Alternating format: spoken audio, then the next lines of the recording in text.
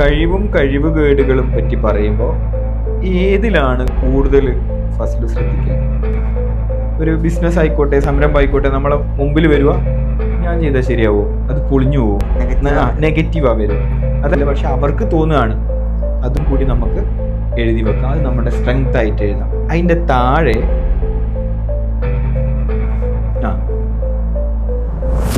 ഇപ്പൊ എന്താ ചെയ്തേ?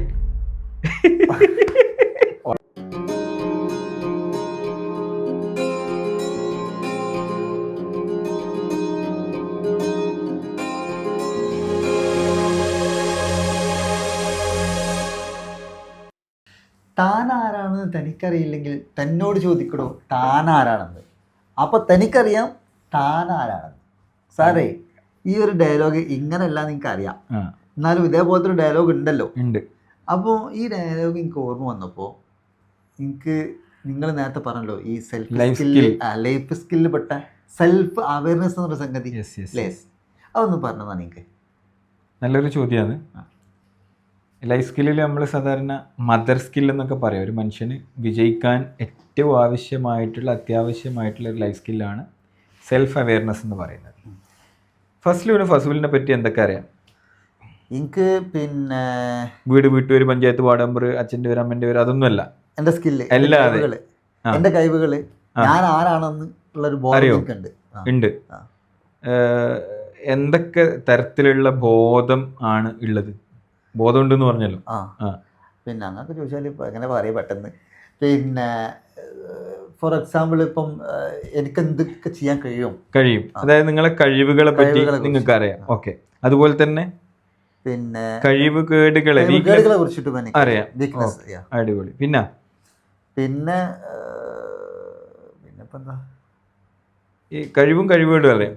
നിങ്ങൾക്ക് എന്തൊക്കെ അവസരങ്ങൾ എന്തൊക്കെ അവസരങ്ങൾ ഉണ്ടെന്ന് അറിയാം. എന്നാലും കുറച്ചൊക്കെ അറിയുള്ളൂ. ഈ അവസരങ്ങൾ ഉണ്ടാവുമ്പോൾ അതിന്റെ തടസ്സങ്ങൾ എന്തൊക്കെയാന്നുള്ള ധാരണയുണ്ടാ? ഉണ്ട്, കുറെയൊക്കെ ഉണ്ട്. ഇനി ഞാൻ ഒരു ക്വസ്റ്റ്യൻ ചോദിക്കാം. അപ്പോൾ 4 കാര്യങ്ങൾ പറഞ്ഞു. ഫസ്ലുവിൻ്റെ കഴിവുകളെ പറ്റി, കഴിവുകേടുകളെ പറ്റി, അവസരങ്ങളെ പറ്റി, അവസരങ്ങൾക്ക് ഉണ്ടാവാൻ സാധ്യതയുള്ള തടസ്സങ്ങളെ പറ്റി. ഈ 4 2 മാത്രം എടുക്കുക. കഴിവും കഴിവുകേടുകളും പറ്റി പറയുമ്പോൾ ഏതിലാണ് കൂടുതൽ ഫസ്ലു ശ്രദ്ധിക്കൽ? കഴിവിലാണോ കഴിവുകേടിലാണോ? കഴിവുകേടിൽ. ഓക്കെ. ഫസ്ലുവിന് പാട്ട് പാടാൻ അറിയോ? നന്നായിട്ട് പാടുമോ? ഇല്ല. പാട്ട് പാടാൻ അറിയില്ല എന്നുള്ളത് 100% ഉറപ്പാണ്. ഉറപ്പാണ്. ഫസ്ലുവിന് പഠിച്ച കാര്യങ്ങളിൽ ഓർമ്മയിൽ വെക്കാൻ പറ്റുമോ? കുറവാണ്. അതായത് മറക്കും എന്നുള്ളത് 100% ഉറപ്പാണ്. Okay, very good.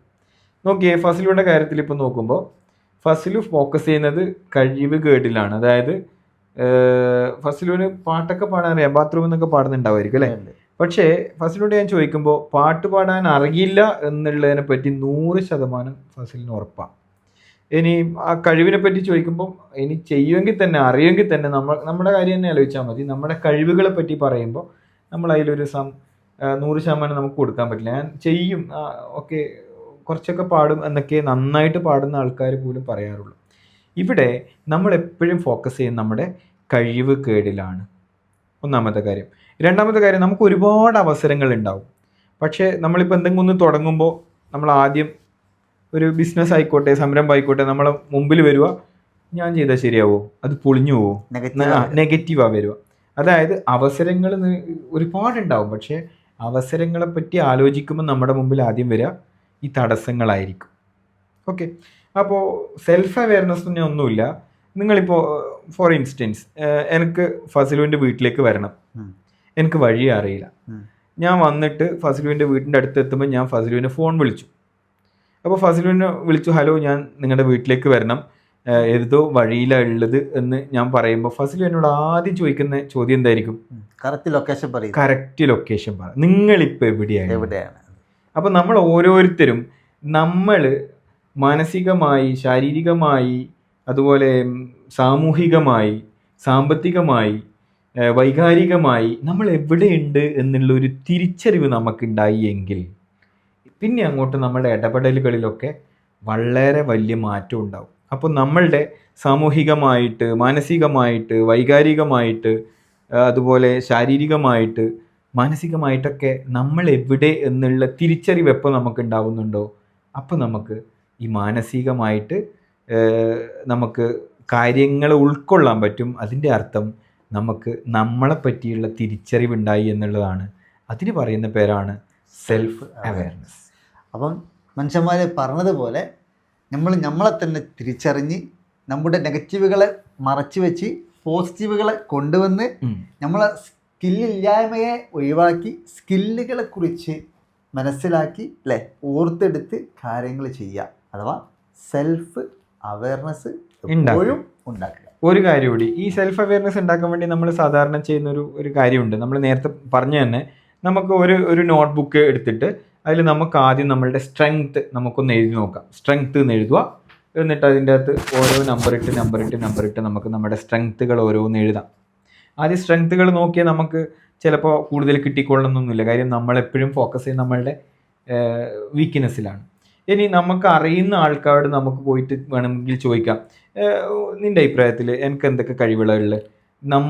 നമ്മുടെ അറിയാമെന്ന് പറഞ്ഞാൽ നമ്മളറിയുന്ന നമ്മളായിരിക്കില്ല, നമ്മളെ അറിയുന്ന വേറെ ആൾക്കാർക്ക് നമ്മളെ അറിയുന്നത്.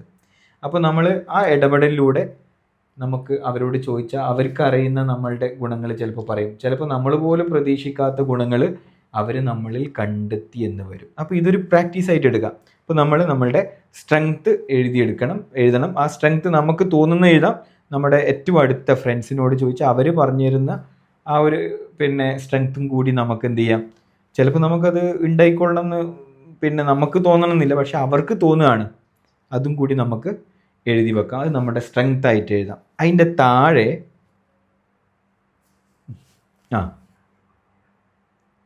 ഇപ്പം എന്താ ചെയ്തേ? ഉറക്കം ചെയ്തിട്ട് നോട്ട്ബുക്കിൽ നമ്മളെ സ്ട്രെങ്ത് എഴുതുന്നു. ഓക്കെ. രണ്ടാമത് നമുക്ക് നമ്മുടെ വീക്ക്നെസ് എന്തൊക്കെ, അത് ഇഷ്ടംപോലെ വരും. ആ വീക്ക്നെസ്സുകൾ കംപ്ലീറ്റ് നമ്മൾ ഓരോന്നായിട്ട് എഴുതുക. മൂന്നാമത്തേത് നമുക്കുള്ള അവസരങ്ങൾ, ഓപ്പർച്യൂണിറ്റീസ് എന്തൊക്കെയാണോ അത് എഴുതുക. നാലാമത്തേത് ഈ ഓപ്പർച്യൂണിറ്റീസ് വരുമ്പോൾ അതിൻ്റെ കൂടെ തന്നെ നമുക്ക് ത്രെഡ്സ് വരും. ത്രെഡ്സ് മീൻസ് തടസ്സങ്ങൾ വരും. ആ തടസ്സങ്ങൾ എഴുതി വെക്കുക. സാധാരണ ഒരു നോട്ട്ബുക്കിൽ 4 കോളം വരച്ചിട്ട്, അല്ലെങ്കിൽ ഒരു നോട്ട്ബുക്കിനെ 4 ഭാഗമാക്കിയിട്ട് അവിടെ SWOT സോട്ട് അനാലിസിസ് എന്നതിനെ വിളിക്കുക. സോട്ട് അനാലിസിസ് ചെയ്താൽ നമുക്ക് നമ്മളുടെ കഴിവുകളും കഴിവുകേടുകളും അവസരങ്ങളും പരിമിതികളും ഒക്കെ ഒരു പരിധി വരെ നമുക്ക് മനസ്സിലാക്കാൻ പറ്റും. ഓക്കെ. അപ്പോൾ അതിൽ നമ്മൾ വൈകാരികമായിട്ടുള്ള, സാമ്പത്തികമായിട്ടുള്ള, സാമൂഹികമായിട്ടുള്ള, മാനസികമായിട്ടുള്ള, ശാരീരികമായിട്ടുള്ള എല്ലാ കാര്യങ്ങളും നമുക്ക് ഉൾപ്പെടുത്തി നമുക്ക് അത് നമുക്ക് നമ്മുടെ ഇൻട്രോസ്പെക്ഷൻ, നമുക്ക് നമ്മുടെ ഉള്ളിലേക്ക് തന്നെ നോക്കാൻ പറ്റുകയും നമുക്ക് വളരാനുള്ള ഫസ്റ്റ് പടി എന്ന് പറഞ്ഞാൽ, നമുക്ക് മാറാനുള്ള, വളരാനുള്ള, മറ്റുള്ള ആൾക്കാരെ മനസ്സിലാക്കാനുള്ള ഫസ്റ്റ് പടി എന്ന് പറയുന്നത് നമ്മളെ മനസ്സിലാക്കലാണ്. അതിനെയാണ് നമ്മൾ സെൽഫ് അവെയർനെസ് എന്ന് പറയുക. ഈ സോട്ട് അനാലിസിസിലൂടെ വളരെ ഭംഗിയായിട്ട് നമുക്ക് വളരെ എളുപ്പത്തിൽ നമുക്ക് നമ്മളെ മനസ്സിലാക്കാൻ പറ്റുന്നുള്ളതാണ്. വേറൊരു കാര്യം എന്ന് പറഞ്ഞാൽ, നമുക്ക് ചിലപ്പോൾ നേരത്തെ പറഞ്ഞ പോലെ ഇമോഷൻസ് ഉണ്ടാവും അല്ലേ. അപ്പോൾ ആ ഇമോഷൻ വരുന്ന കാരണങ്ങൾ നമുക്ക് എഴുതി വെക്കാം. ചില കാര്യങ്ങൾ എന്തുകൊണ്ട് ഞാൻ അങ്ങനെ. ഓക്കെ. അപ്പോൾ ഞാൻ നേരത്തെ പറഞ്ഞു, എഴുതിയാൽ പല കാര്യങ്ങളും നമുക്ക് നമ്മളുടെ ഉള്ളിലേക്ക് എടുക്കാനും അതിനെ മനസ്സിലാക്കാനും പറ്റും, അതിനെ തിരുത്താനും പറ്റും.